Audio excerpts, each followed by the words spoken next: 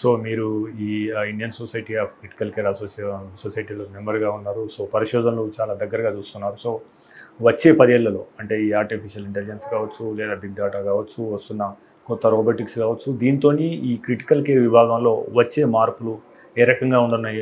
ఏ అంశాల మీద ఎక్కువ పరిశోధన జరుగుతున్నాయి? పరిశోధన మెయిన్లీ నేను అన్నట్టు వెంటిలేటర్ మీద చాలా జరుగుతుందండి.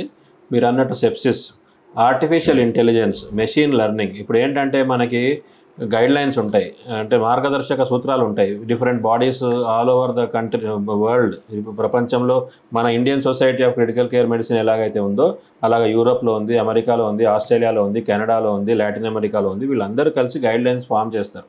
కానీ ఆ గైడ్లైన్స్ మనకు వచ్చే పేషెంట్స్కి 100% పేషెంట్స్కి మనం అమలు జరపలేం.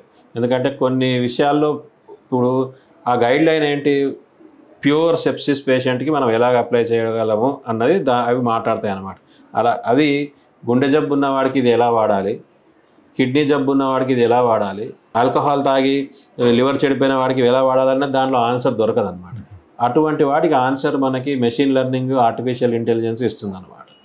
అండ్ ఆర్టిఫిషియల్ ఇంటెలిజెన్స్ వలన మనకి ఏంటంటే మీరు చేస్తున్న ట్రీట్మెంట్ ఈ పేషెంట్కి సరిపోతుంది అన్నది ఇమ్మీడియట్గా అది మనకి అలర్ట్ వస్తుందన్నమాట. ఇప్పుడు ఎలా ఉంది పరిస్థితి, మనం చదువుకొని మనం చదువుకున్నది పేషెంట్కి మనము ఇంప్లిమెంట్ చేస్తాం.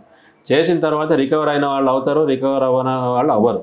రికవర్ అవ్వని వాళ్ళు ఎందుకు అవ్వలేదు అని మనము వెళ్ళి దాని గురించి ఇంట్రాస్పెక్షన్ చేసినప్పుడు నెక్స్ట్ ఇంప్రూవ్మెంట్ బయటకు వస్తుంది. కానీ ఆ సఫర్ అయ్యేవాడు అయ్యాడు ఆల్రెడీ, చనిపోయేవాడు పోయాడు ఆల్రెడీ.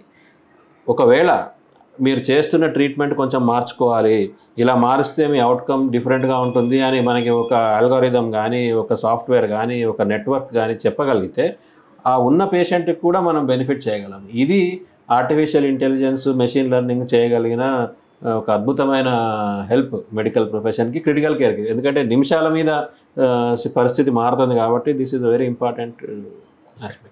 మీరు తీసుకునే అదే మందులు, అదే నాణ్యమైన మందులు, కానీ సగం ధరకే. అవును, మెడ్ ప్లస్ బ్రాండ్స్ పై 50 to 80% తగ్గింపు.